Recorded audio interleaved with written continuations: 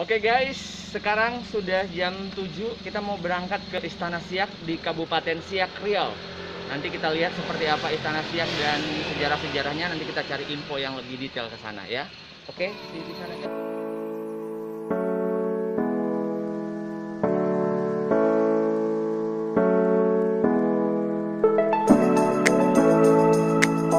Oke guys, ini kita dalam perjalanan menuju kota Siak, lokasi dari Istana Siak Sri Indrapura atau yang dijuluki sebagai The Sun Palace from East atau Istana Matahari dari Timur. Dari peta terlihat bahwa jarak dari kota Pekanbaru ke Kabupaten Siak atau ke kota Siak itu berjarak 130 km guys. Jadi kalau ditempuh dengan kecepatan 60 km per jam, memakan waktu 2/4 jam kurang lebih. Nanti kita akan lihat lebih banyak lagi apa aja ya yang ada di Istana Siak Sri Indrapura yang menjadi sejarah dunia. Keep watching guys.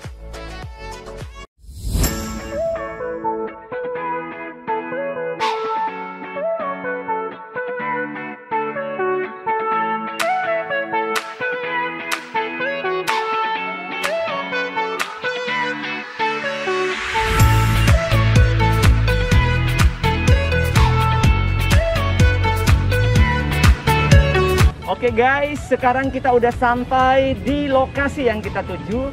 Ini dia Istana Siak Sri Indrapura. Ini berlokasi di Jalan Sultan Syarif Qasim, tepat banget di tepian Sungai Siak. Kita lihat ke dalam ada apa aja guys. Oke guys, Istana Siak Sri Indrapura dibangun oleh Sultan Syarif Hasim Abdul Jalil Saifuddin pada tahun 1889 dan baru selesai pengerjaannya pada tahun 1893. Istana ini punya julukan tersendiri, yakni Istana Matahari Timur. Nah, di dalam istana guys, pengunjung atau Anda bisa melihat barang-barang berharga peninggalan kerajaan Siak Sri Indrapura. Seperti ada keramik dari Cina, Eropa, patung perunggu Ratu Wilhelmina yang merupakan hadiah dari kerajaan Belanda pada waktu itu. Ada juga guys, perkakas berlambangkan kerajaan Siak. Terus ada yang paling menarik, yakni ada komet.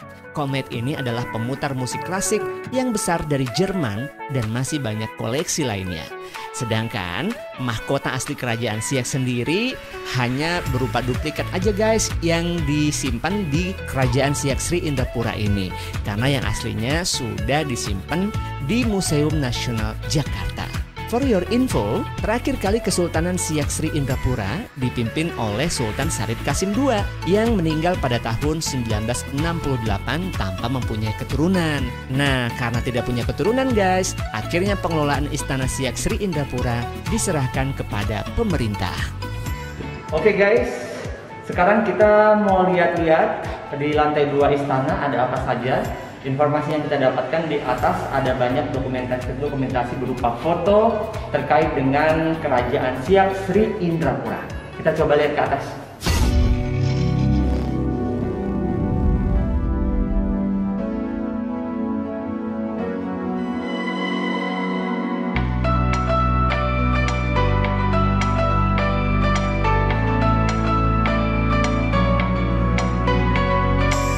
Baik guys, Istana Siak Sri Indrapura adalah kediaman resmi Sultan Siak yang memiliki luas 32.000 meter persegi, terdiri dari 2 lantai.